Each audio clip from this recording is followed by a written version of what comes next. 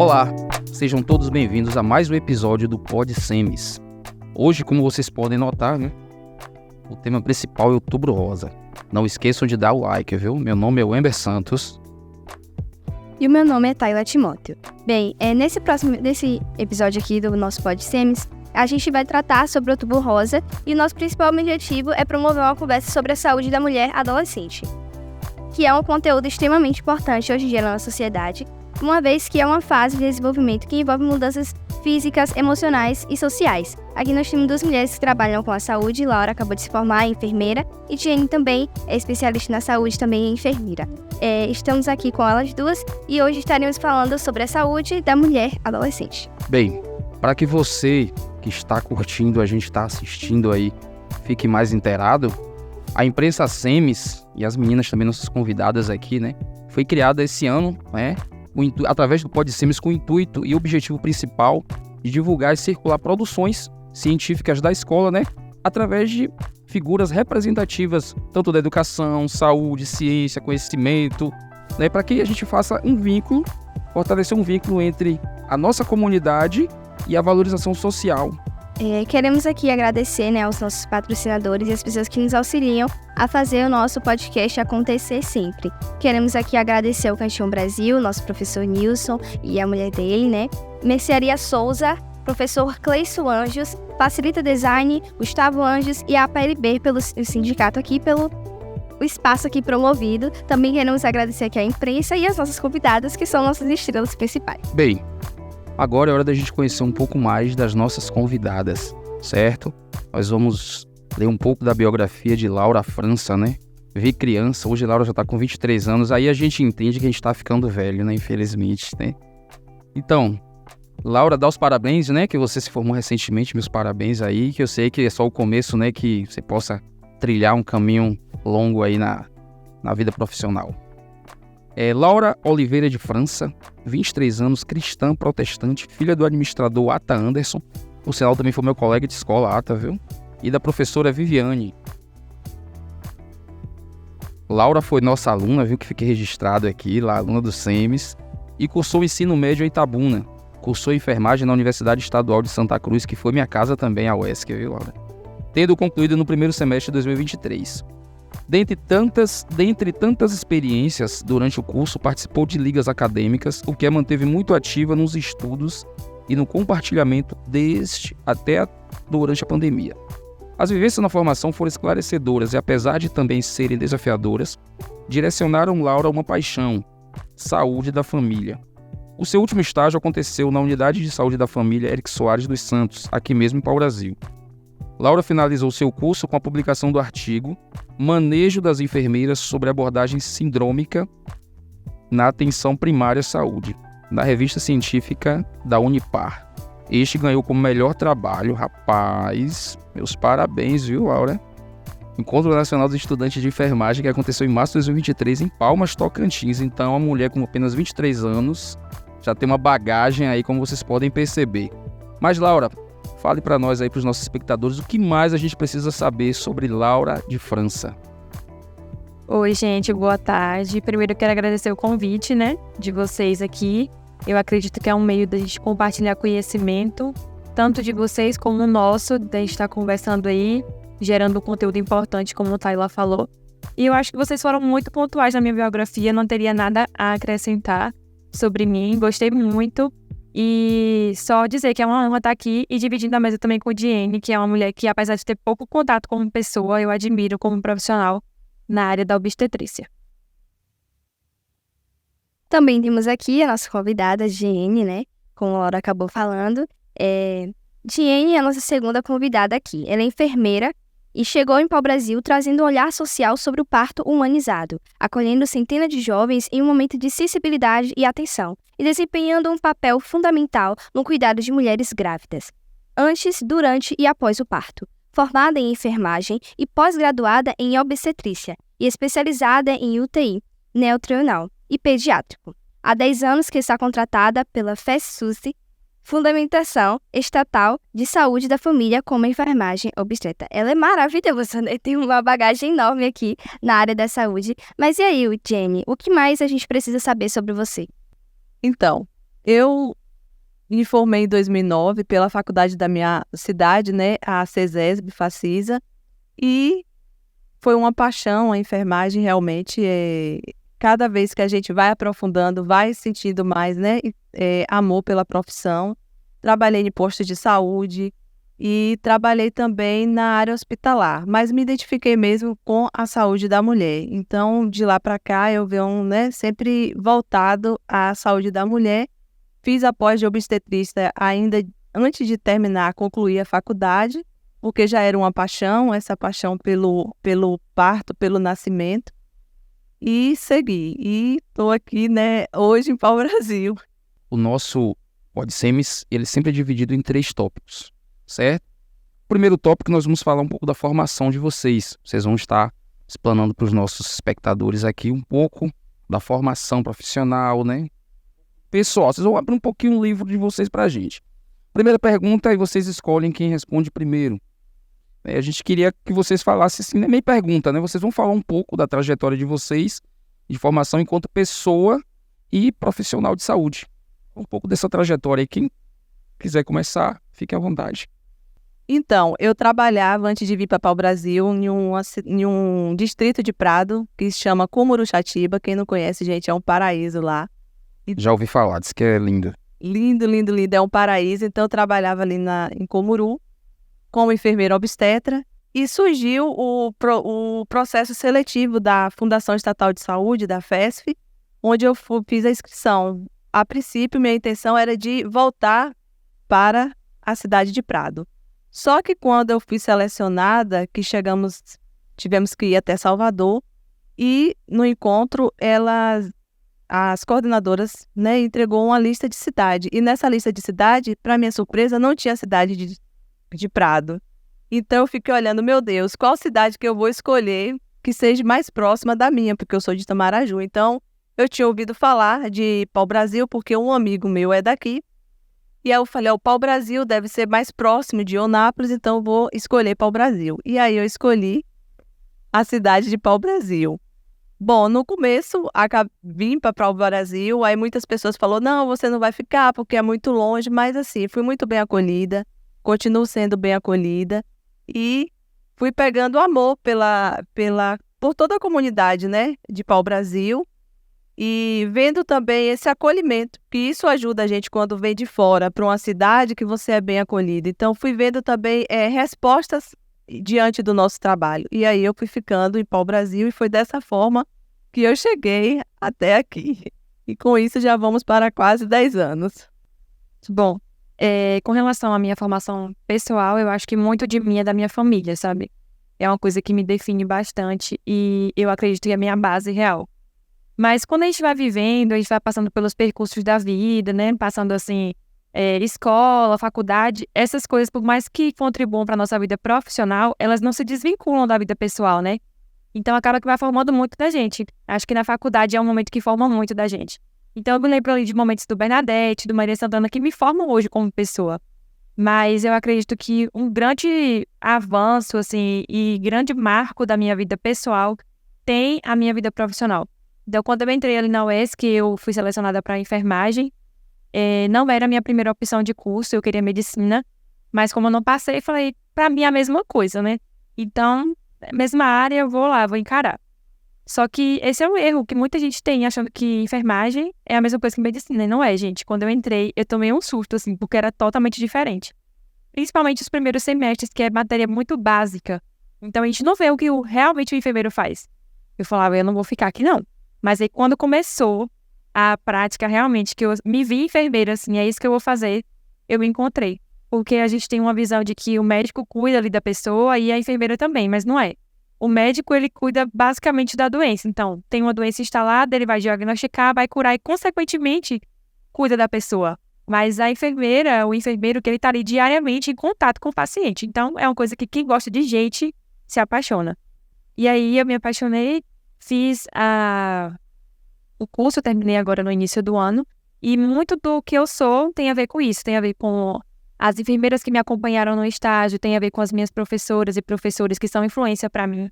E são influência além da enfermagem, são influência como pessoa, porque às vezes a gente vê só uma pessoa carrasca, sabe? Sendo professor ali. E eu tenho muitos exemplos que não foram essa realidade e que me ensinaram a ser humana mesmo. Eu acho que estar na área da saúde contribui muito para isso, né? Porque quando a gente está na área da saúde, a gente tem muita troca, tanto com o professor, como com o paciente, como outros profissionais, colegas ali no hospital, na unidade de saúde da família. Então, a gente vai tendo essa troca que faz a gente mudar a nossa visão de mundo, de nós mesmos, do outro e principalmente da vida. Então, eu acho que o lado profissional, ele acaba acarretando muito no nosso lado pessoal. Assim, para deixar registrado, viu, Laura? Acho que grande parte das pessoas que eu conheço, que fizeram faculdade, fala que a primeira opção não era aquela, mas que depois, no decorrer do curso, foi se apaixonando. Eu mesmo sou exemplo disso, entendeu? No meu caso, eu pensava em ser parteira.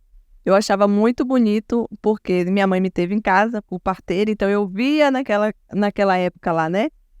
Falando sobre a parteira, então quando eu via, falava assim, foi ela que fez seu parto. Eu ficava assim, achava lindo. Então eu queria, só que não existia esse curso de parteira na época que eu entrei na faculdade, né? Então, quando tive a oportunidade, fui fazer enfermagem, mas a princípio eu pensava assim na minha cabeça em parteira. E parteira era a gente com quem eu também fui. Minha mãe também teve em casa, na verdade não deu tempo, eu fui apressado, que eu sou de 24 de dezembro, não esperei nem 25. E a gente chamava de mãe velha, não sei como você era assim, né? Toda a pessoa que tinha, não sei se Laura chegou a conhecer essa história um pouco, Laura já é mais nova, né, do nosso tempo, a gente já é mais É certo. veterano, né? E assim, a gente tinha um respeito por a pessoa que fez o parto, a gente chamava de mãe velha, inclusive a minha, até outro tempo atrás eu tinha, era Mariquinha, depois a gente perdeu o contato, não sei, deve ter morrido já também a bichinha, né? Mas tinha esse respeito de chamar de mãe velha, como se fosse uma segunda mãe, né? Nossa, Mariquinha, é engraçado porque a minha também era Dona Mariquinha, lá em Tamaraju, que é mãe de um fotógrafo lá, de Jair. Então, assim, é Mariquinha também. Ótimo. A segunda pergunta é assim: o que motivou vocês a terem um olhar para o cuidado e a saúde da mulher?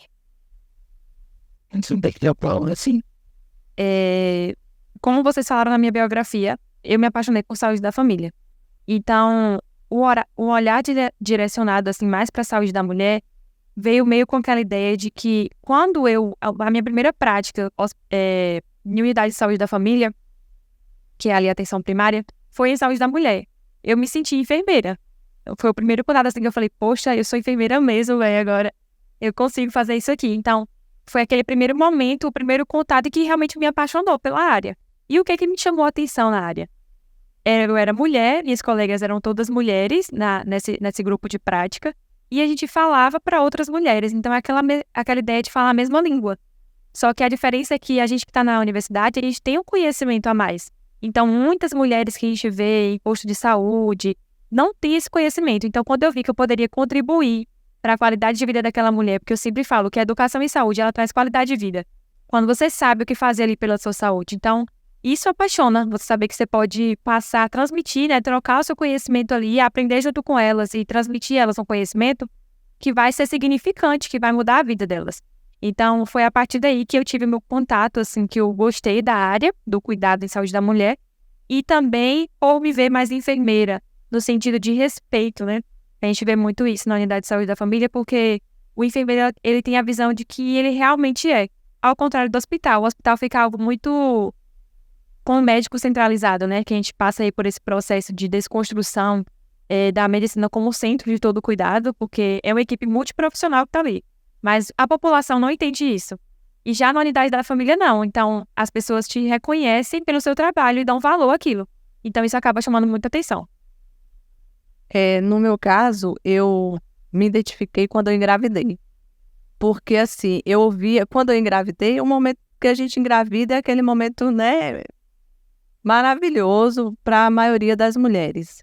Então, assim, quando eu engravidei, eu ouvia muito falar que o hospital, na época da minha cidade, as pessoas diziam assim, ali é um açougue, lá vai ser maltratado. Então, eu já ficava apavorada quando eu entrasse em trabalho de parto, que eu fosse parir, como eu seria tratada. Então, eu comecei dali a despertar que eu gostaria de ser alguém da área da saúde, não sabia ainda se seria enfermeira, técnico, qual profissional da saúde, mas que eu gostaria de estar fazendo parte para fazer o diferencial na vida dessas mulheres, porque eu ouvia muitas mulheres falar que sofriam maus tratos, entendeu? Durante o trabalho de parto. Então, ali começou a surgir. Mas, graças a Deus, no meu parto, eu fui bem acolhida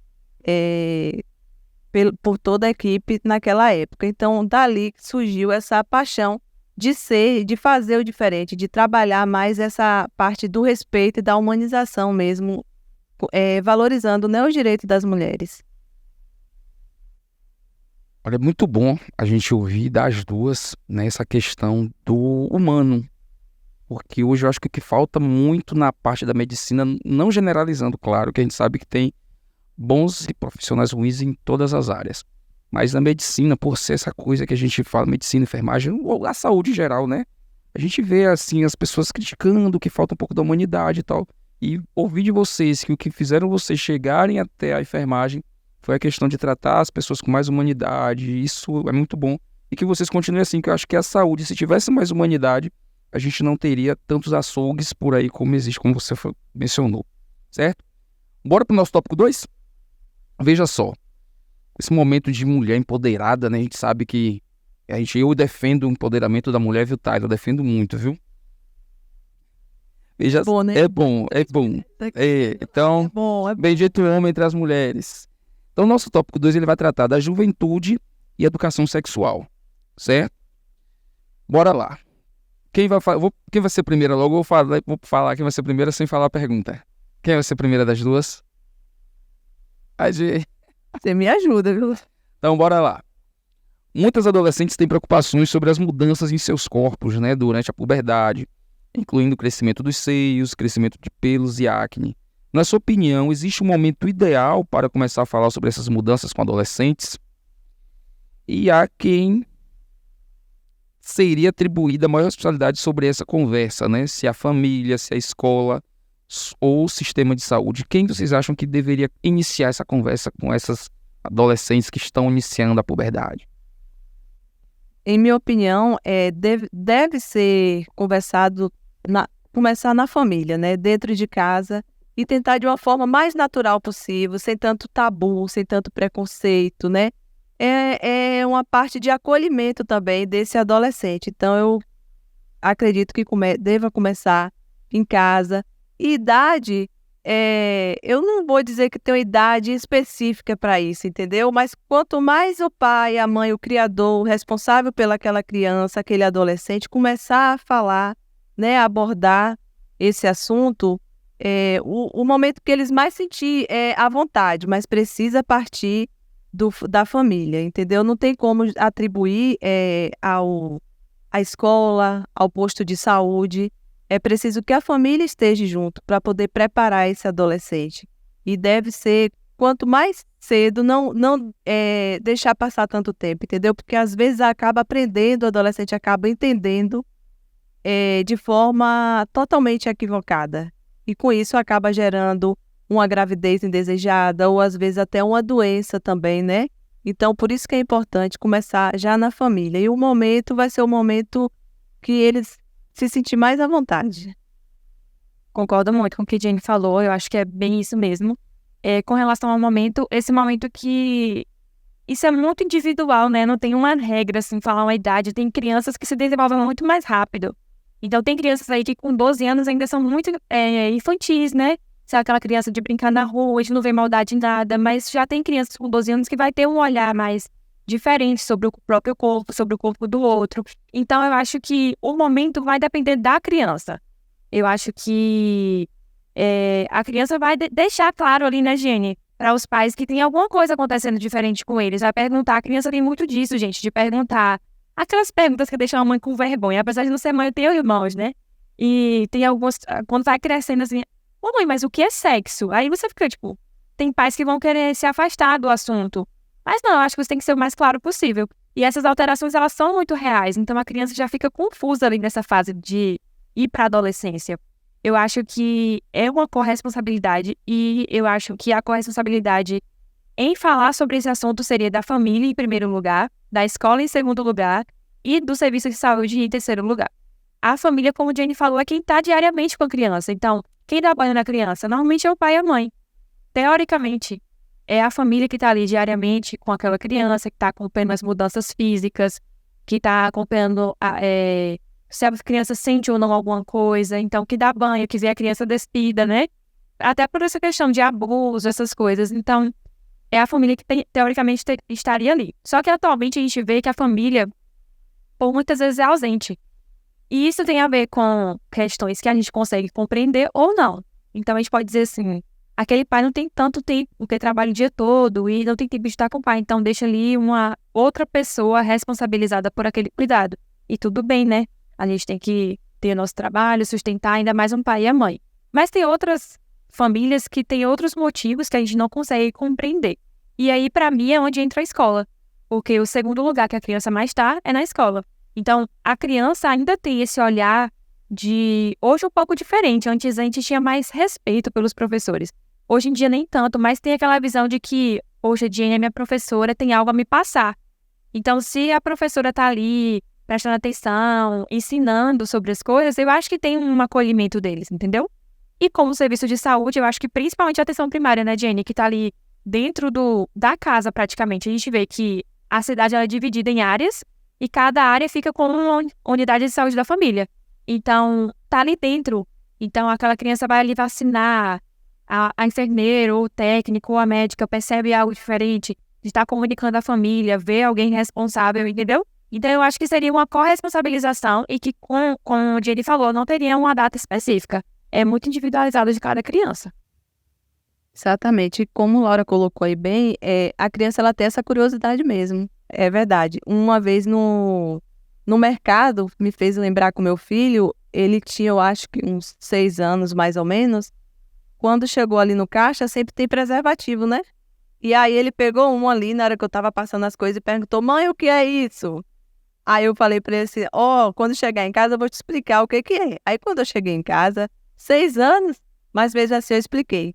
Falei assim, meu filho, deixa eu te explicar, a mamãe vai te explicar, isso aqui é pra quando você crescer, o homem, a mulher cresce, precisa evitar doença, evitar filho, e aí vai colocar isso aqui no pintinho, mas isso você só vai saber quando tiver grande, entendeu? Então eu não escondi, não tinha como falar mais por conta da idade, mas eu acho importante a gente não esconder ou fugir daquela pergunta, né? Tem que ser bem sincero, sempre muito sincero. E outra coisa importante também é dos pais estar acompanhando esses filhos, do criador, do responsável pela essa criança. Porque ele, como Laura colocou muito bem, que vai estar dando banho, né? A criança vai estar ali até para estar ensinando aquela criança que não deixar ninguém tocar no corpo dela, né? De nenhuma forma.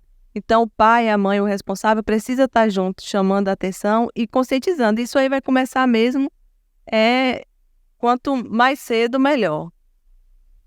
Concordo aí em gênero, número e grau. Inclusive, nós estamos na era tecnológica, né?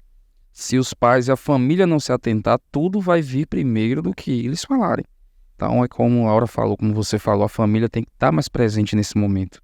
Na verdade, em todos os momentos, principalmente nesse. E uma coisa assim, só para finalizar essa questão, como você falou da era tecnológica, né? Hoje em dia a criança sabe que se ela clicar no microfonezinho e falar com o Google, a Google vai responder. Então, a gente que tá com a criança, a gente sabe como o Didi falou, equilibrar, né, o que vai falar. Por exemplo, ela não podia falar tão claro pro filho dela. Ela não pôde esconder, mas ela falou na linguagem que ele entenderia. E o Google não entende isso. Então, se tem uma pessoa lhe perguntando o que é alguma coisa sexual, por exemplo, o Google vai responder como se fosse um adulto. Então, não adianta ficar escondendo as coisas. Certo. A segunda pergunta diz assim: quando devem ser iniciadas as consultas de ginecologista para adolescentes? Como aconteceu com vocês? Então, eu acho que não é muito recomendado, assim, pelo que eu já estudei, não é muito recomendado nenhuma idade. Não tem assim, quando der tal idade, levar sua filha ao ginecologista. Mas se a gente fosse aconselhar, quando a gente estuda, se a gente fosse aconselhar, um período seria o período depois da menstruação. Então, a menarca, que a gente chama, né, que é a primeira menstruação da mulher, é o momento que vira uma chavinha na nossa cabeça, meio que isso. Então, tá ali a transição, tá claro que aconteceu alguma coisa diferente. Agora eu não sou mais uma menina, não sou mais uma criança. Então, eu acho que é o momento de levar. E comigo aconteceu assim. Quando eu menstruei, eu lembro que minha menstruação era muito irregular. E eu sentia muita cólica. Então, eu acho que mais ou menos 1 ano, no máximo, depois de eu ter menstruado a primeira vez, minha mãe me levou a ginecologista. E lá a gente ouve de uma forma melhor, porque eu acho que a mulher fica muito sensível nesse período. Eu lembro que quando eu menstruei, também eram outros tempos, né? Hoje as meninas estão mais informadas.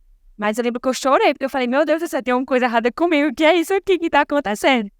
Então, quando a gente vê uma médica falando sobre isso, né, de uma forma mais clara, ali tu vai me acompanhar, olha, Laura, é normal os 2 primeiros anos ficar irregular, né, porque minha mãe falou, todo mês isso vai acontecer com você, me conversou comigo como mãe, mas a gente não sabia o que era certo e o que era errado. Então, você vê uma profissional falando, tranquiliza muito a criança. Então, acho que é basicamente isso, você procurar quando menstrua, né, a primeira vez, até para conhecer como um todo. Porque hoje em dia, as mulheres, nem para tomar anticoncepcional, procuram mais ginecologista, né? Às vezes a gente tá no posto, assim, e já chega tomando, não chega nem para pedir orientação. Ah, tô tendo relação sexual, vou tomar uma pílula e vida que segue. E não sabe como é que tá a saúde íntima, só pensa assim, não vou isar. Só pensa assim, não quero engravidar. Que isso é bom, não é para engravidar da adolescência. Mas não é só isso que acontece. Então, eu acho que seria mais ou menos esse período aí. Exatamente, perfeito, Laura. A idade, né, ideal que seja, né, é a partir quando quando a mulher menstrua.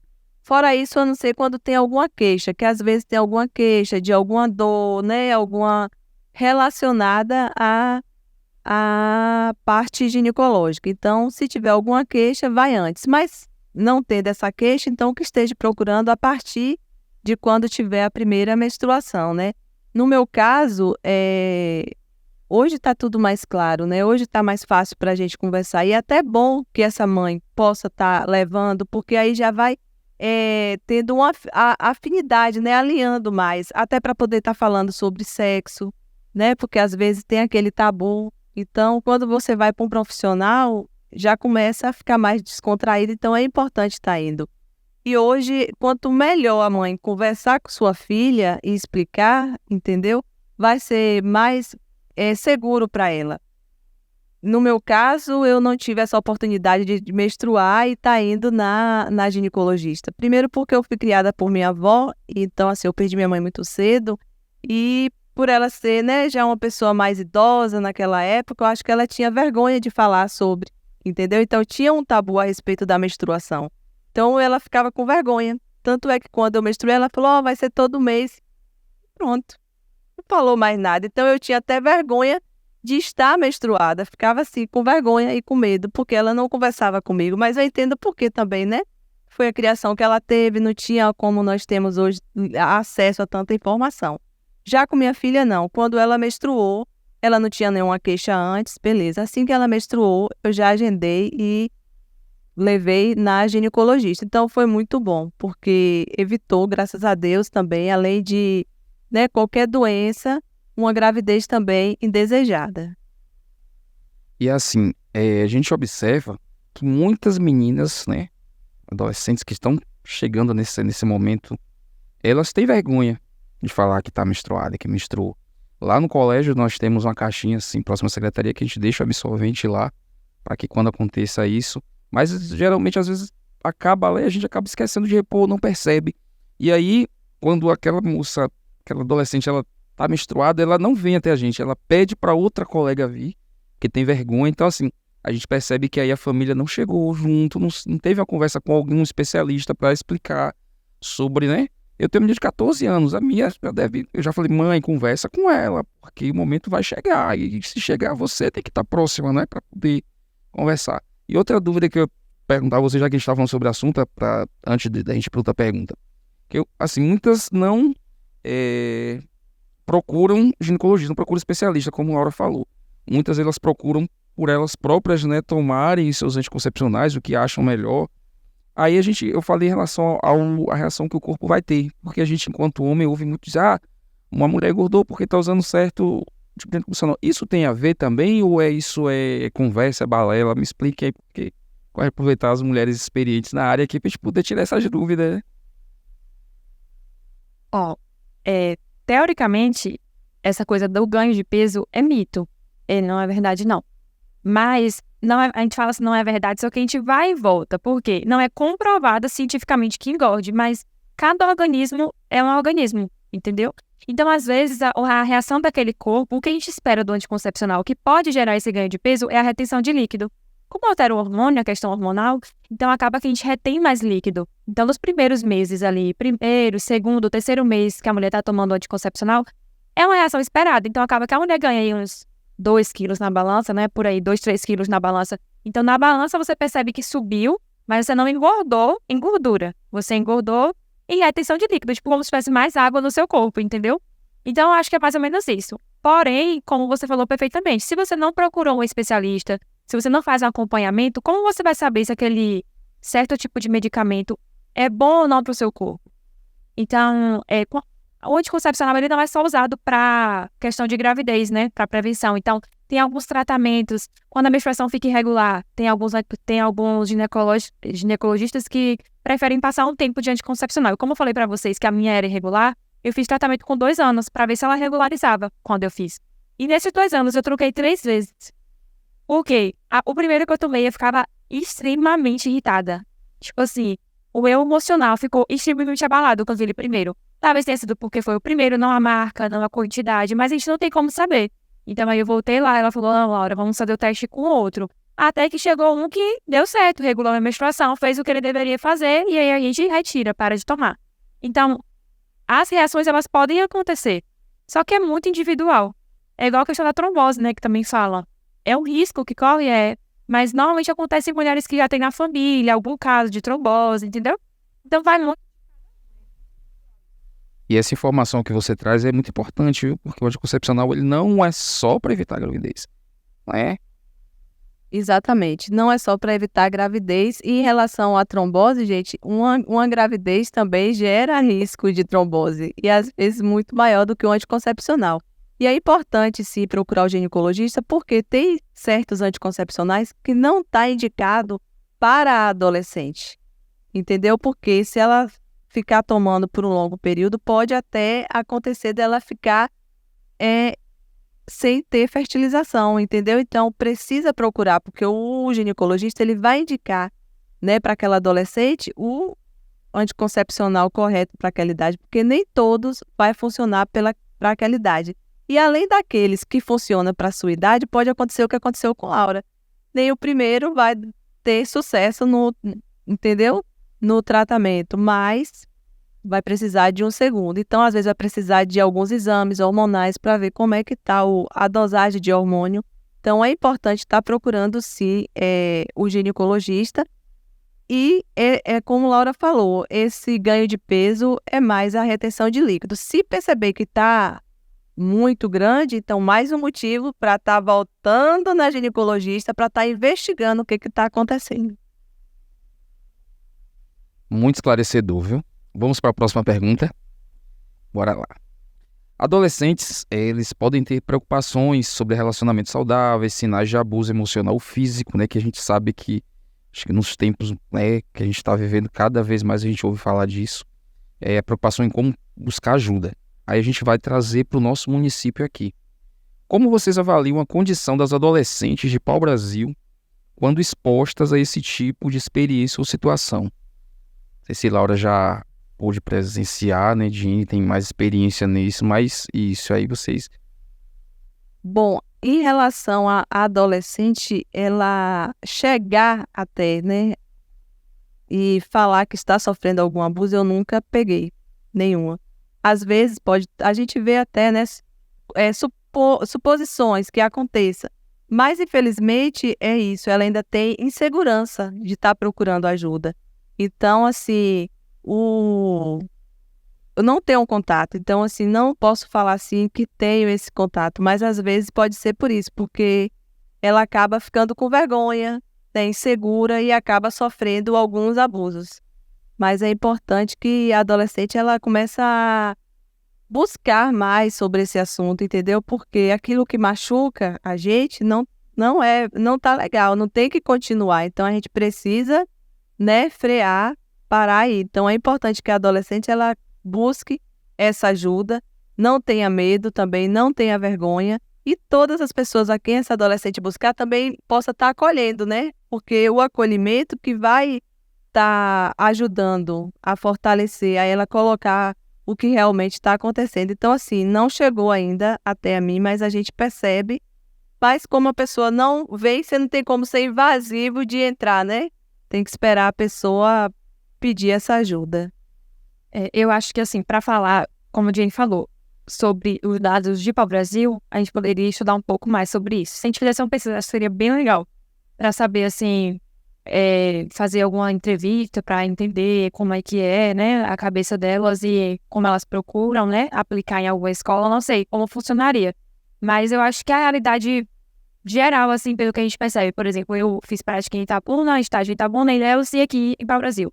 O que a gente percebe é que está cada vez mais precoce, então as crianças elas estão se envolvendo mais cedo, e aí não só em relacionamento amoroso, mas relacionamento sexual. E o que a gente pode ver acontecer, como a gente já viu várias vezes, assim, comentários, né, como o Jenny falou, aqui pau-brasil é muito pequeno, então acaba que rola aqueles comentários, né, fulano tá sofrendo isso, fulano tá sofrendo aquilo. E o que a gente tem que fazer é ficar atento mesmo, é conversar com essas crianças, com essas adolescentes, para que elas tenham alguém de confiança para falar. Por exemplo, eu estudei aqui em pau-brasil. Quando eu fui para Itabuna, eu era muito menina, gente. Eu tinha 14 anos na época, só que eu sempre fui muito meninona.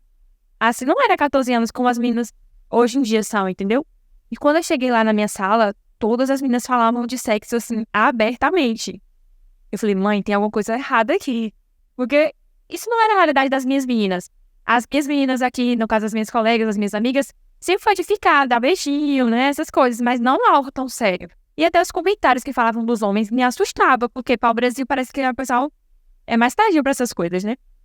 E aí eu cheguei pra minha mãe e falei, mãe, conta aí pra minha mãe a situação. Minha mãe sempre foi muito preocupada com essas coisas, então minha mãe falou, cuidado que conversa, não dá muita informação, não precisa dizer se você já fez, se você não fez, se você já teve namorado, se você não teve, entendeu? Pra não dar tanta abertura e fica mais na sua, pronto. Mas aí não é todo mundo que tem uma confiança, né, um diálogo assim, então é importante que se vocês, meninas, não têm uma pessoa como mãe, irmã, procure alguém.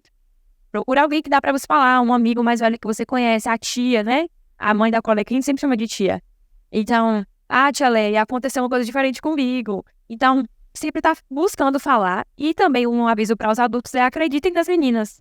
Porque uma coisa que a gente vê muito, principalmente antigamente, gente, era quando a mulher tinha coragem ali, né, Jenny, de falar assim, mãe, eu tô sofrendo um abuso sexual do meu tio. Porque às vezes é assim, né, que acontece. É alguém dentro da casa, é o avô, é o padrasto, é a tia, é o primo mais velho. Então, às vezes não acontece o ato sexual penetrativo, mas acontece a molestação, pegar onde não deveria. Então, quando a adolescente tinha essa oportunidade, tomava essa coragem para falar, às vezes não tinha nenhum retorno da pessoa que estava ouvindo. Então, como o Jane falou, é necessário o acolhimento. Falar, vamos investigar. Eu não posso falar nada agora, filha ou sobrinha, mas vamos investigar o que está acontecendo. E denunciar, porque é crime. Então, é algo que tem que ser muito cuidado. E hoje, principalmente, o abuso emocional. Quer dizer, está num relacionamento, como o Jane falou, não tá bom. Mas você fica ali, lhe bate um dia, no outro dia ele traz flores, me perdoa, não vai mais acontecer. E aí acontece novamente. Então, é uma coisa que precisa ser comunicado. Porque é algo que acontece com muita frequência. Muito mais do que a gente imagina. E às vezes a gente nem sabe, às vezes está na nossa sala de aula. Então, até para as colegas, fiquem atentas às suas amigas, né? Um rosto diferente, o que é isso? Aconteceu o quê? Bati na porta, vixe que conversa estranha. Investiga ali, o namorado dela é meio agressivo, aí uma já fala, então, de ajudar umas às outras mesmo, porque quem sabe no final é a gente. É a gente que sabe. Então, é algo que precisa ser feito a partir disso. E só para complementar aqui o que a Laura disse, infelizmente isso é uma questão cultural que a gente observa. Porque as mulheres, às vezes, chegam lá no ponto-socorro machucadas, às vezes até chega a dizer que teve uma discussão, uma briga, né, com o namorado, com o marido, mas quando existe uma ficha de notificação de acidente, né, doméstico, mas o que acontece? Ela acaba não negando. Ela acaba negando. Então, às vezes, a própria mulher, não só a adolescente, então a mulher começa, é uma cultura, né, que às vezes a gente vê, o medo, a vergonha, não sei, de se expor, ou medo porque às vezes sofre ameaça, e acaba a gente nem notificando, né, aquele tipo de violência. Então, assim, as mulheres, a gente precisa se fortalecer mais, perder esse medo, essa vergonha por ser um local pequeno também onde nós estamos, né? Às vezes as pessoas ficam preocupadas com o julgamento dos outros e precisa, sim, ser investigado. Igual, às vezes, a gente ouve muitas vezes casos de algum tipo de violência contra a criança, né? Então, assim, mas a gente precisa ouvir e investigar mesmo isso daí. Em relação à gravidez na adolescência, que estratégias podem ser utilizadas para reduzir o risco de gestações não planejadas de jovens e adolescentes de pau-brasil? Começar a responder, essa aqui é uma visão que eu tenho. Eu acho que sobre esse assunto, a gente está diante de um problema de saúde pública, né? Mundial e do Brasil também. Então, os países que estão em desenvolvimento, eles têm mais essa característica de gravidez na adolescência. Se a gente for olhar os dados, a cada um dia, 1.000 mulheres adolescentes engravidam. A cada 7 nascimentos, um bebê é de uma mãe adolescente. Então, é algo que é muito preocupante e alarmante. Ao decorrer do tempo, se eu não me engano, nos dados de 2015 para cá, houve uma redução.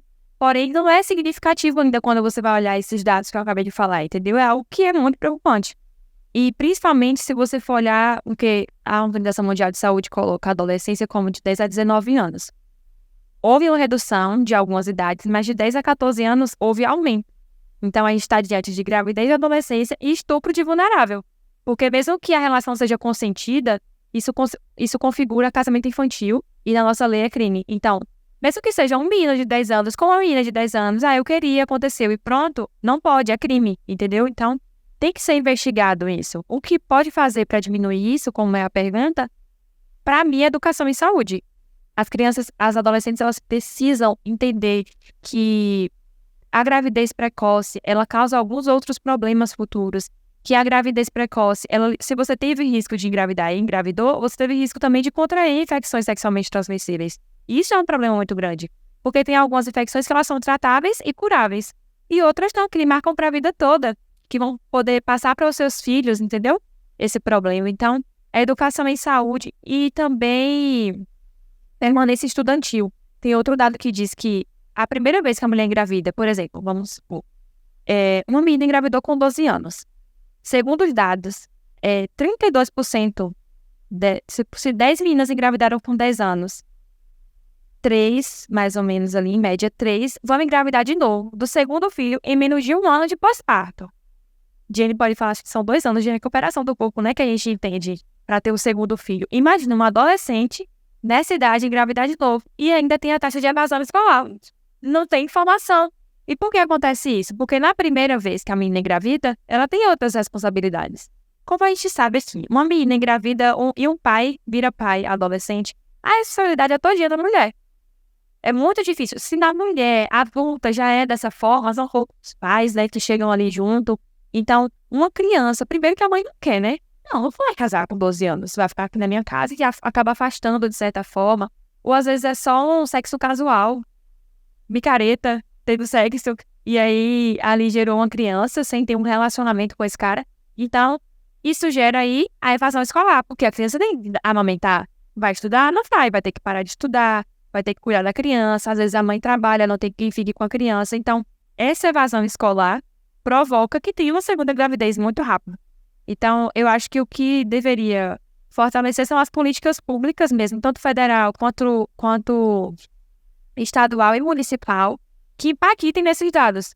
Então, educar essas meninas, falar sobre isso na escola, fazer com que elas permaneçam. Então, a menina engravidou. Deveria ter algum projeto, algo para um ambiente na escola que tivesse como cuidar dessa criança enquanto a jovem está estudando, porque muitas vezes a família não tem condição, entendeu? Então, as creches, por que a gente não fala sobre as creches? Por exemplo, uma escola como o Célia estadual deveria já ter uma creche. Tem tantas meninas no Célia que já estão grávidas, porque aí elas conseguiriam estudar, colocar os seus filhos em uma responsabilidade, não deixar seus filhos à toa, né? Porque ainda tem isso. São julgadas, tipo, se queria estudar, por que engravidou? E não é bem assim o preconceito. E aí, isso é algo estrutural. É algo que vem há muito tempo. Então, hoje a gente ainda tem um adendo, assim, uma melhora. Que antigamente, se uma menina engravidasse, era pra fora de casa, né? Não, vai casar com ele agora, vai os dois morar na roça, é trabalhador rural, então vai morar os dois na roça, trabalhar para criar os seus próprios filhos. E hoje em dia, graças a Deus, foi evoluindo. Hoje os pais não tantos. Alguns ainda têm essa visão, mas a maioria hoje já tem um cuidado maior. Então, eu acho que educar essas meninas para que isso não aconteça, mas se acontecer, que elas sejam acolhidas, para elas permanecerem estudando, permanecerem buscando os seus trabalhos, para serem independentes financeiramente. Exatamente. Laura disse tudo aí, ficou bem completo, perfeito.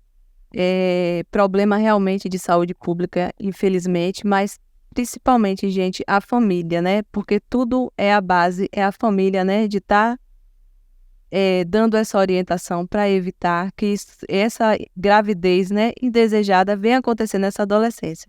Então, assim, Laura colocou muito bem e realmente aqui em Pau-Brasil a gente tem um número muito elevado de adolescentes e acontece realmente, Laura, isso dentro de menos de 2 anos elas acabam engravidando, entendeu? Então, a gente precisa, sim, acolher, né, e orientar, acolhimento e orientação.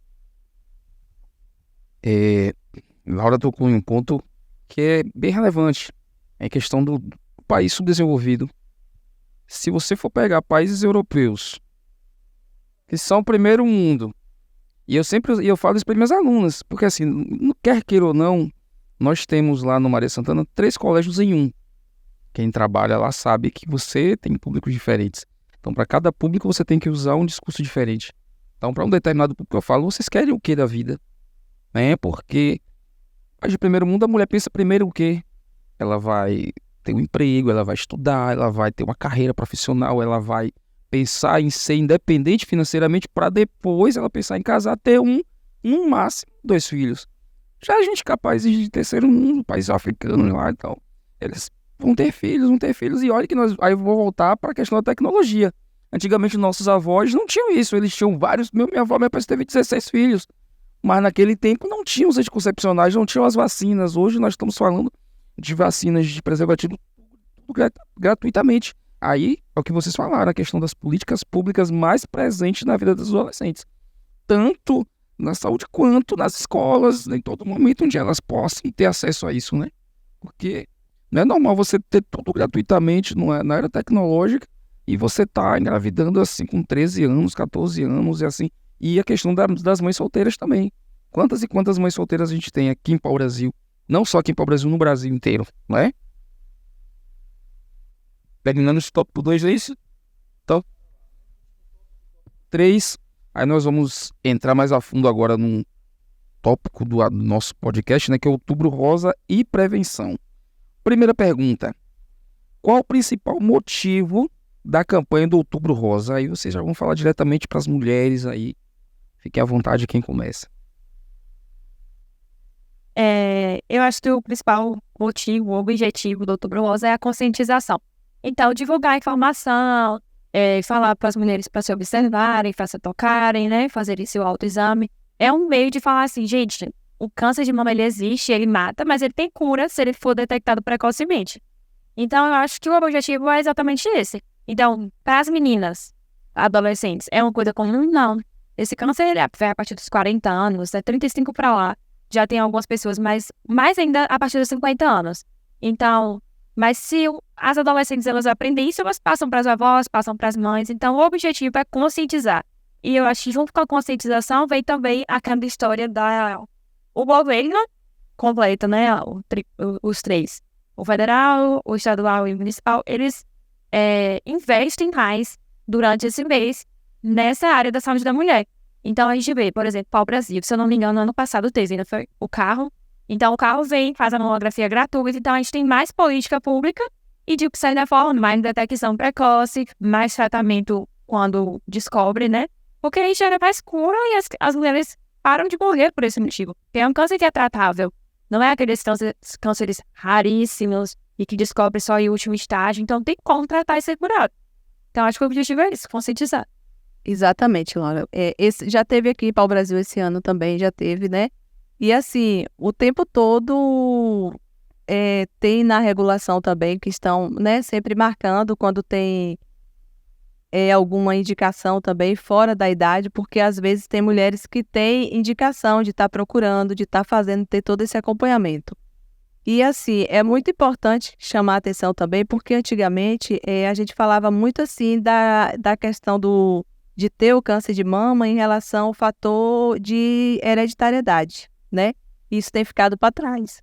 Hoje a gente tem percebido que o que acontece? Muitas mulheres que acabam tendo o câncer de mama, muitas delas têm a ver com o fator sedentarismo. Não está, né, fazendo atividade física, uma alimentação adequada. Então, assim, isso tem crescido mais do que o fator de hereditariedade, entendeu? Então, assim, o objetivo, a gente tem que aproveitar mesmo esse mês de Outubro Rosa, embora as unidades de saúde estão de portas abertas, né? Todo o ano, né? E sempre tem falando palestras sobre, fazendo também as buscativas, mas é porque quando a gente fala do Outubro Rosa, intensifica a campanha, né? Então, o objetivo é esse, da prevenção, da gente se prevenir, porque o câncer, ele, quanto mais cedo ele é detectado, mais as chances de cura, ela é real. Então, assim, por isso é que é importante a gente sempre estar incentivando mais, né? A mulher a se olhar no espelho, a se tocar, porque às vezes a mulher não tem esse costume de se olhar, de observar se está tendo alguma mancha, se está saindo algum tipo de secreção, porque já que não está amamentando, não é normal sair nenhum tipo de secreção da mama, então precisa ser investigado. Não ter medo, porque às vezes tem mulheres também que têm um fator medo, né? Quando ela se toca, que descobre um carocinho ali, já pensa no pior e acaba não procurando a unidade de saúde. Com isso, pode levar a consequências, né, difíceis, dependendo de diagnóstico, de tratamento. Então, é importante que a mulher não tenha medo, não tenha vergonha de se tocar mesmo, porque tem mulher que tem até medo já de se tocar. Eu já peguei mulheres durante a consulta, e aí quando eu pergunto, você se toca? Não. Enfermeira, por favor, porque eu tenho até medo de me tocar, entendeu? Então, aí a gente vai tocar. Então, a mulher precisa perder esse medo de se tocar e de colocar realmente o espelho diante ali, ó, de você e observar como está sua mama, né? Olhar tamanho, olhar cor, se está diferente, uma diferença muito grande de uma da outra, entendeu? Então é preciso a mulher se tocar, se olhar mesmo e se cuidar. Vamos lá. O câncer de mama é uma preocupação para adolescentes ou sua família? Existem ações preventivas que devem ser tomadas já nessa fase da vida? As ações são as mesmas, né? Porque observar, se tocar, a importância de estar procurando, né, o ginecologista, porque vai te ajudar a dar essa orientação melhor. Então, assim, o mesmo cuidado, né, que a gente tem com a mulher, a gente tem que ter também com essa adolescente. Então, quanto mais cedo a mulher ela começa a se tocar, ela começa a conhecer o seu corpo, mais fácil dela identificar se algo está fora do normal. Então, assim, já começa aí na adolescência esse cuidado, esse olhar como um todo mesmo, né, para a mulher. Porque o câncer de mama ele é raro na nossa idade, que a gente não precisa se olhar, como a Jane falou. Quanto mais cedo a gente se olha, porque imagina, se você nunca se observou, você não conhece como é sua mama, então se ela estiver alterada, como é que você vai saber se você não sabe qual é o normal dela?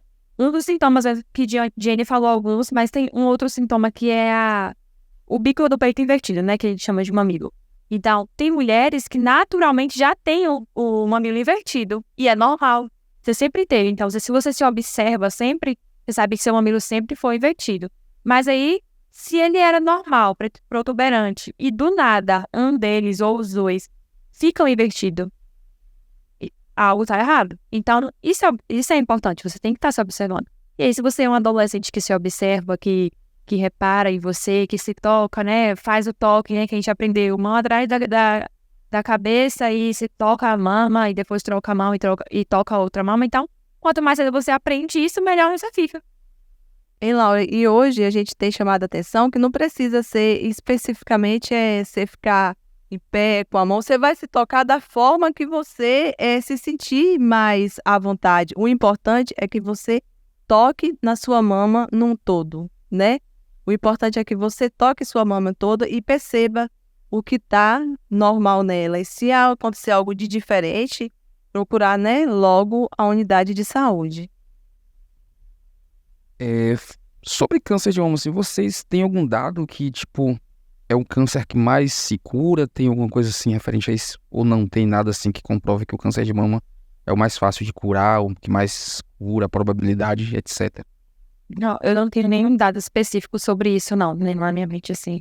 Não sei se é o câncer que mais cura. Mas o que a gente aprendeu sobre câncer ao longo da vida é que a maioria deles, quando descoberto precocemente, eles são tratados.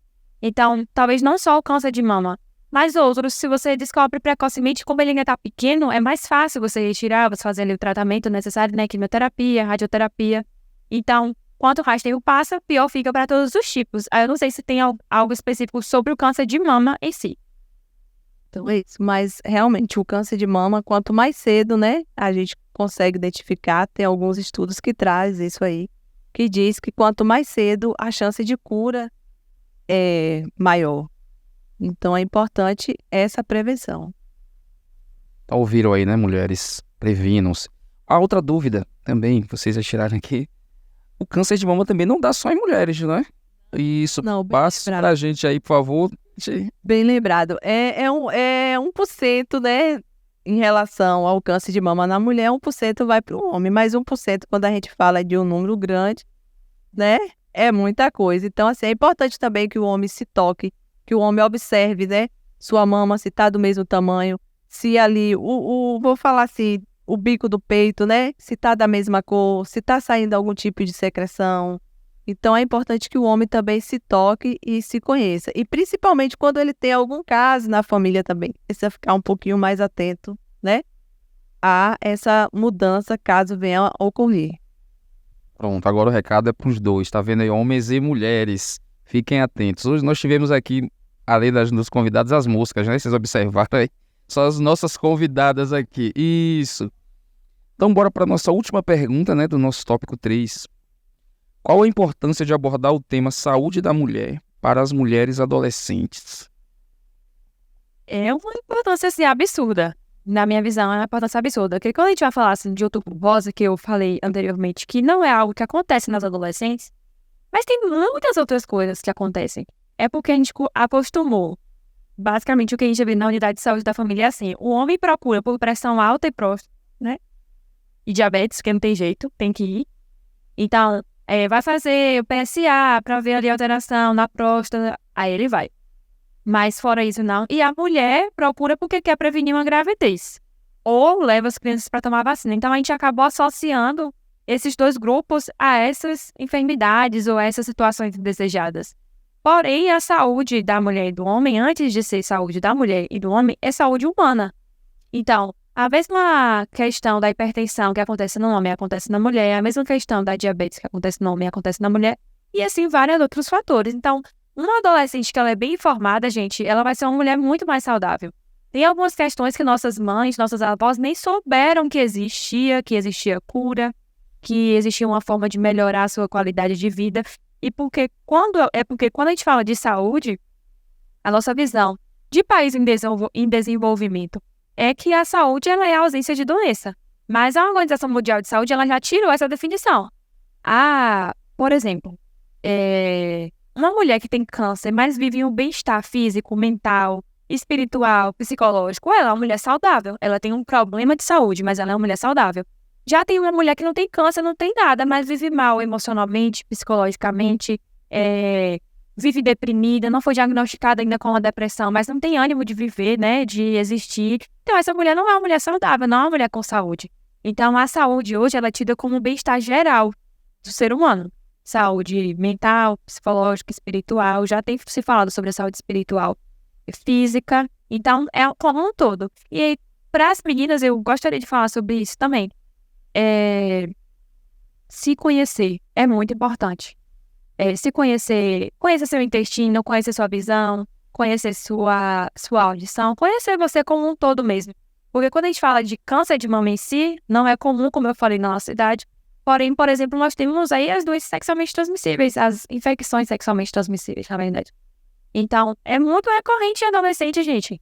Muito mesmo. E aí tem o bullying, que causa problemas futuros nas meninas. Hoje em dia, então, que era do TikTok, né?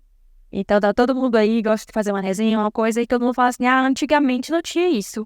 A gente chamava ela de pau vestido e ninguém sentia nada, ninguém via se matar por isso. Mas já acontecia, não era falado, mas já acontecia. Então, hoje a gente tem que ter muito cuidado com isso. As mulheres precisam se cuidar, as meninas precisam usar preservativo. Não é só gravidez na adolescência, gente. Não é só.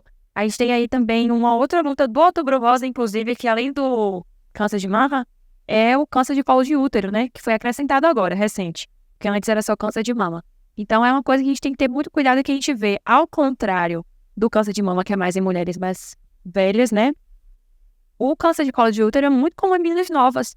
Então, às vezes, os pais não conversam sobre, não queria que minha filha tivesse relação agora. Só cuida para não engravidar. Então, toma anticoncepcional. E quando vai ver, quando a menina vai fazer o Papa Nicolau pela primeira vez, né, a citologia, ele faz no postinho mesmo aqui, todo lugar faz. Vê uma lesão ali, quando encaminha para o laboratório, descobre que é uma lesão que já é cancerígena. E aí, é muito complicado, se não descobrir precocemente para tratar, como a gente falou do câncer de mama, né? Se descobrir de uma forma tardia, para você se curar, é complicado. E é uma área muito ruim de fazer o tratamento. Fica muito mais exposta, né? Ao contrário da mama, né, higiene? Porque a rádio é mais invasiva, assim. Pensei, na região do útero. O útero tá dentro, né? Onde a enfermeira na unidade de saúde da família, ela visualiza o útero da mulher através de um instrumento, um espéculo. O nome é espéculo. Mas que ele é basicamente como se fosse um pico de papagaio. Então, ele entra na vagina da mulher. Dentro da vagina da mulher, ele se abre. Como se fosse o formato de um pênis, para ficar mais claro, só que abre. E aí lá, a enfermeira pode visualizar o colo do útero. Então, pensa o tratamento, passar todo esse processo. Já é um tratamento que deixa a mulher fragilizada. Então, quanto mais a gente evitar, é melhor. Então, as meninas precisam se cuidar e precisam ir num posto de saúde. Eu falo direto com algumas amigas minhas, que eu sei que já têm vida sexual ativa. Gente, vocês não têm vergonha de nunca terem ido, não, fazer. Porque é uma negligência com a própria saúde. E aqui faz naturalmente. Quando eu fiz no posto aqui, meu estágio aqui, eu fiz com o Marcelo lá no Eric, tem algumas meninas que a gente ficou tentando captar, porque o índice de fazer é muito baixo aqui, né, Jenny? As meninas não fazem, as mulheres não fazem. Tem aquelas assim, muito resistentes. Tem aquelas que pagam particular e tudo bem, né? Ainda bem que tem como fazer. Mas tem aquelas que nunca foram. Tem vida sexual ativa há 50 anos e nunca foram. Eu fiz um exame com o Marcelo de uma mulher de 70 anos que nunca tinha feito. Graças a Deus não tinha nada. Mas nunca tinha feito. Então, a gente captou essas meninas e a gente foi fazer. E a preocupação delas é, mas me acho estranha lá. Eu me acho diferente das pessoas que eu já vi nuas, né? Então, gente, cada uma é cada uma. E o que a gente sempre falava, a Marcela sempre falava assim, mulher, a gente vai atender umas 10 pessoas hoje, eu não vou nem lembrar como é que é. Isso aí, ninguém fica comentando. Gente, isso é muito verdade. Tem as pessoas que são antiéticas, em todo lugar tem, toda profissão tem. Mas o que eu pude presenciar, pelo menos de experiência ali com Marcela e no Eric, eu posso falar, não tinha um comentário. Eu tinha medo de vir pra cá, estagiar, essas coisas mais íntimas, porque a gente sabe que o Brasil é muito pequeno, né? Um lugar maior você nem conhece, nunca viu uma mulher. Então você faz ali, a mulher tá nem aí, nunca te viu, nunca te conheceu, não é sua vizinha. Aqui não. Aqui a mulher que vai no posto é sua vizinha, ou sua cunhada, ou sua parente, né?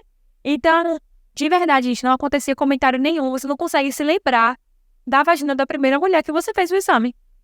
É algo muito específico, muito profissional. Então, procurem. Se vocês não têm confiança, ficam com vergonha, né? Porque eu sei que é uma coisa que dá vergonha, né? Mas se não tem confiança de fazer aqui, faz um esforço para fazer em outro lugar, vai ali em Camacan, né? Se tem a condição de pagar particular também, faça. Mas não deixem de fazer. Precisa se cuidar. Precisa cuidar, como eu falei, de toda a sua saúde, de todas as suas áreas, espiritual, emocional, física e psicológica. Urgente. Exatamente. E às vezes, se não quiser naquele posto, porque todo mundo conhece, né, Laura, pode estar procurando um outro posto, conversando com a enfermeira do outro posto, porque com certeza a colega ela vai estar atendendo, entendeu? Então, é importante também chamar a atenção dos adolescentes, para estar fazendo uso do preservativo, porque as doenças, né, sexualmente transmissíveis, elas são portas de entrada também, né, para outras doenças. Então, o HIV, então assim, e com isso tem também o HPV, né, e pode acabar só agravando mais a situação, porque pode acontecer dessa menina ter, né, um câncer do colo do útero e ainda ter algum tipo de doença sexualmente transmissível, até mesmo um HIV, como Laura falou. Então é importante ter esse cuidado, ter essa responsabilidade, né, com o seu próprio corpo. Bom, eu acho que foi bastante esclarecedor, né? Quem tá assistindo aí já tirou as dúvidas aí. Então agora nós vamos passar para a última parte, tá? Ela vai começar aqui, né? Do nosso mito ou verdade, um pouco mais de descontração aí. E para quem tá assistindo também, vai tirar aquela dúvida se o que tava fazendo era certo, se precisava fazer aquilo ou não. Tá, ela comece. Quem quer responder primeiro? Agora uma responde outra. Jenny, Vamos lá. A nossa primeira pergunta do mito ou verdade fala assim: banhos de assento são necessários para higiene vaginal? É muito relativo, entendeu? Porque tem casos que a gente vai ter uma indicação de um banho de assento, sim, no caso de uma candidíase, né? Tem mulheres que às vezes fica com aquela coceira demais na vagina, que incomoda, deixa a gente doida, e às vezes sai como se fosse um leite coalhado da vagina, então precisa de uma higiene mais adequada e às vezes vai ter sim uma indicação desse banho de assento. Não vai ser todos os casos, não. Por isso que é importante procurar o posto de saúde, procurar ginecologista, porque vai estar avaliando qual a real necessidade para aquele caso. Porque nem todos os casos vai ser o mesmo diagnóstico e tratamento. Laura, calça jeans provoca corrimento? Bronca na minha ginecologista. Para de usar calça jeans direto. Não tem necessidade. Porque quando a gente tá estudando, tem que ir de cara, não tem jeito, né? E aí faz calça jeans. Por exemplo, na UES eu ficava o dia todo lá. Então eu chegava às 7, às vezes eu chegava em casa às 7 horas da noite. Só de calça jeans. Evita o uso do vestido. Por quê? Porque altera o pH da vagina. Então, o pH da vagina é ácido. E protege dessas infecções, por fungos, bactérias, né? E aí, quando altera esse pH, o calor altera o pH. Então, fica ali abafado, sem poder ventilar, respirar, altera e causa infecção. Só para ficar claro, no caso, a calça jeans é o período tanto que a mulher usa, ou assim, quanto mais isso, normal, quanto mais, O jeans, ele é muito abafado. Então, quanto mais quente tá, como é tipo assim, você usa o calça jeans agora 10 minutinhos e você vai ter um problema, não? a temperatura influencia, verão, inverno, Influencia muito. As mulheres têm muito mais infecção no verão, porque fica mais abafado ali, né? Por isso que a gente fala, acho que a também deve orientar, assim, porque fica mais na parte de saúde da mulher, mas você deve orientar assim também. Durmam sem calcinha, Anza. Já passa o dia todo de calça, ainda pega uma calcinha apertada, que não usa calcinha de algodão, né? É de preferência de algodão. Que o povo que usa rila todo dia, lycra todo dia, não. Usa uma calcinha de algodão sempre, porque consegue ventilar melhor o tecido da calcinha de algodão. E respira, né? Respiração. E durma sem calcinha. O tempo que você puder ficar sem calcinha, fique. Puder ter um short mais folgado, ter vestido maiorzinho, que você se sinta mais confortável e pra deixar mais ventilado. Ainda mais nesse calor, a gente tá muito quente. Tá muito quente mesmo. E outra coisa também que é importante é tomar pelo menos, né, 2, 3 banhos durante o dia, principalmente nesse calor, porque vai evitar, né, esse acúmulo de fungo. E às vezes também quem vai para piscina, para cascata, e chega dali não ficar muito tempo com o biquíni ou o short molhado, porque isso também vai ajudar a aumentar, né, os fungos ali. Então precisa ter esse cuidado também aí. Tem que deixar respirar mesmo. Vamos lá. Usar papel higiênico perfumado causa irritação? Tem alguns ginecologistas, a minha ginecologista mesmo, ela orienta a não estar usando. Tem algumas pessoas que têm alergia. Não é que todo mundo que usar papel higiênico perfumado vai desenvolver essa irritação. Mas a minha também indica não usar nada perfumado, leite umedecido perfumado. O povo agora inventou perfume íntimo. Isso é muito perigoso, né? Não é? A gente não é pra passar perfume lá, gente. Não passem perfume. Então, pode irritar. Tem mulheres que têm alergia até absorvente. Então, é bom ter um cuidado. Não é algo que é, como o Jenny falou, pra todo mundo. Ó, veio uma pergunta aqui que nós, inclusive, até já tratamos antes, viu? O uso de contraceptivos orais causa ganho de peso? Eu já respondi esse Já Vou pular. Usar sutiã apertado causa câncer de mama? de forma nenhuma. É mito. A gente já discutiu aqui, inclusive, o que causa, né? Falou obesidade ali, sedentarismo. Então, Fumo, né? O excesso de fumo, de drogas, de álcool, isso sim. Agora o sutiã não. o sutiã apertado e que esteja de um aperto confortável, é até bom, né, para a mama. Tá vendo aí? A última. Mudanças hormonais afetam a saúde íntima? Saúde. Tá, regra geral, gente. Hormônio é uma coisa... Por isso que o pessoal fala assim, gente, tenha paciência quando grávida, a bichinha tá com os hormônios todos loucos ali. A alteração, ela causa, como eu falei, do pH, o desequilíbrio hormonal, né, a alteração hormonal também causa essa mudança do pH vaginal. E quando muda o nosso pH, a gente fica mais propício a infecções. E muda completamente a nossa saúde, como eu falei, não só íntima, mas também emocional, psicológica, conjugal, para quem é casado, para quem tem namorado, às vezes quer matar um ao outro, né? Parece que já irritada com você, então afeta muito a saúde da mulher no geral. Bem, o nosso Mito e Verdade acabou, né? Mas eu queria saber de vocês se vocês têm alguma consideração final, alguma coisa que vocês querem acrescentar, que não foi perguntado aqui. Vocês têm alguma coisa a acrescentar? Alguma coisa que vocês queriam falar? Eu acho que foi bem completo. Eu acho que a divisão que vocês fizeram ficou muito boa. E quando a gente vai batendo papo, como vocês falaram que ficar descontraído, realmente ficou, gente. Ficou mais distraído. Então a gente conseguiu falar aí da saúde da mulher no geral, né, psicológico. Então eu acho que acabou abordando tudo. Eu queria parabenizar vocês pela estratégia. Como a gente falou lá no comecinho sobre as formas de divulgar, né, conhecimento, de fazer com que as meninas elas entendam mais. Essa forma de podcast é uma forma muito atual. Todo mundo já ouviu, pode pá, pode delas. Então aí eu pode ser, me estar aqui na cidade. Deem valor, né? A galera aí, a sociedade precisa valorizar esse começo de vocês. Eu acredito que tem muito a acrescentar.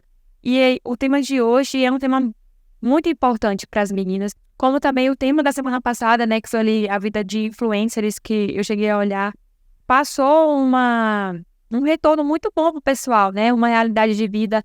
Às vezes você acha que você tá ali no Instagram, que você pode falar qualquer coisa para aquela influencer, e você vê que não é assim, que acaba magoando, que acaba gerando outros problemas. Então, são temas que são relevantes pra gente dar saúde, e a gente puxa a sardinha pra nós, né, Jenny? O tema de hoje foi muito bom mesmo, eu espero que tenha contribuído aí. Para mim foi muito precioso estar aqui. Foi uma troca de conhecimentos, assim, muito boa mesmo. Também quero parabenizar, né, e agradecer, porque eu nunca tinha participado, estava aqui nervosa, tensa, mas agradeço muito a oportunidade. E falar também para os adolescentes, essas adolescentes que engravidam, que não parem de estudar, né, continue, porque, né, não pode parar, porque agora tem mais uma responsabilidade, então mais um motivo. Estar grávida não é motivo para parar de estudar, para parar a vida. Então, assim, engravidou, continue estudando. No meu caso, quando eu tive a minha filha, eu ainda estava estudando, mas eu não parei de estudar, eu continuei estudando e concluí, né? Então, é importante também reforçar para que o adolescente ele não se acomode, porque engravidou, tem que parar. Eu sei que é difícil, não é fácil. A gente está grávida, está com um bebê novo para estar estudando, mas é importantíssimo que a gente não pare de estudar, que continue. Eu tenho certeza que a partir do momento que a menina engravida, que ela tem um bebê, ela tem a licença ali, se eu não me engano, é de 30 dias, mas que depois eu creio que todos os professores, eles, de uma certa forma, ajudam para que esse adolescente permaneça ali na escola, para que conclua, né? Então, é importante que você não desista. E agradecer, parabenizar mais uma vez e muito obrigada. Queria saber de vocês agora um conselho que vocês dariam para as pessoas que estão assistindo, tanto para as meninas, tanto para a sociedade aqui de Pau-Brasil, as pessoas que vão estar assistindo, acredito que não seja só as pessoas que estão aqui na nossa cidade. Qual é o conselho que vocês dariam para a gente aqui? Eu daria o conselho para que vocês se cuidem. Se cuidem se vocês forem homens, mulheres, crianças ou adolescentes. Se cuidem, se observem, tenham curiosidade sobre o que pode afetar mais ali a sua saúde. E é isso, estudem, trabalhem o que vocês quiserem ser, busquem ser. Não há uma regra de trilho da vida, gente. Cada pessoa, ela segue um caminho e tá tudo bem nisso. Então, se você quer estudar para algum curso específico, não desista dos seus sonhos, permaneça firme. Se você quer sempre sonhar em trabalhar, tudo bem também, não precisa estudar. Trabalhe, desde que você faça algo de que você se sinta útil, que você se sinta bem, que você tenha condições, tenha a vida que você sonhou. Então, é isso. Cuidem-se e sigam a vida de vocês. Exatamente. Meu conselho continua mesmo assim em relação a estude, né? E às vezes o adolescente, por ter, às vezes a maioria é de classe, né, baixa, então tem aquela dificuldade ali porque engravidou, porque vai ter outro filho e quer parar de estudar. Mas, gente, não pare, porque assim eu mesma fui bolsista, eu estudei, fiz minha faculdade através de bolsa, porque minha família também não tinha condições. Então, assim, nem a gravidez me impediu de concluir meus estudos e nem o setor, o fator financeiro também não, porque eu pude, né, estar sendo bolsista. Então, assim, estude, porque tem esses projetos aí do governo que incentiva, né, que ajuda. Então, assim, não tem por que parar de estudar. Se cuide, procure o posto de saúde, procure as enfermeiras, procure seu agente de saúde, entendeu? Converse, tire dúvida. As unidades de saúde têm preservativo à disposição, o anticoncepcional também. Então, assim, procure a unidade de saúde, se cuide e estude. Muito obrigada. Vamos agora para a nossa segunda parte dos agradecimentos. Volto a agradecer vocês aqui, né, pela presença de vocês. Sem vocês não estariam acontecendo. Mas também sem a nossa equipe nada disso seria possível. Sem a imprensa, sem o nosso professor. Queria agradecer ao nosso diretor, o Josivaldo também. A Alana que está ajudando a gente. Cantinho Brasil, a Mercearia Souza que patrocinou aqui. Facilita Design, nosso professor, Cleiton dos Anjos. Gustavo Andes, a PLB pelo espaço aqui recebido. Ajudou a gente no segundo episódio. Está ajudando a gente aqui no terceiro também. Então, agradecimento enorme aqui. E um projeto do Centro Educacional Maria Santana com a coordenação de Ciências da Natureza. Também queremos agradecer aqui. Obrigada a todo mundo. Obrigada a vocês também que estão assistindo nosso podcast. Sem vocês também não seriam capazes, né, da gente passar as informações que a gente passa. E a gente fica muito feliz em poder mostrar para a sociedade assuntos tão importantes, né, que são abordados aqui como esse, que é uma coisa em que as pessoas não têm tanto. Se inscrevam no canal, né? Dê o like e é isso. Bom, também agradecer a vocês, né? O papo foi imensamente esclarecedor. Eu tirei várias dúvidas, como eu falei, tenho minha filha lá, né? Vai ter um momento que eu vou precisar conversar com ela, então... Coragem. Não, né? A gente às vezes tem coragem pra tudo, mas nesse momento é a filha, né? Mas a gente E como? Mas agradecer vocês, agradecer a você, telespectador.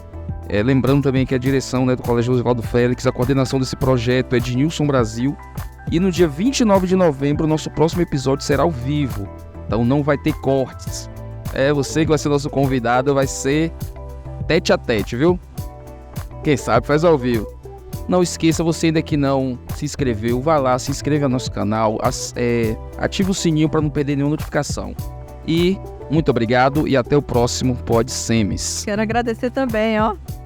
Pronto, faça o agradecimento. Por favor, gente, que caneca mais linda. Que luxo, viu? Maravilhosa, que luxo. Luxo. Cantinho Brasil sempre arrasando. O Cantinho Brasil, ali. Obrigada, amei. Tava Qualidade dos produtos. Nossa, amei. Então saímos ganhando aqui. Siga eles no Instagram. E aí? É isso aí. Valeu, galera. Até o próximo. Tamo junto.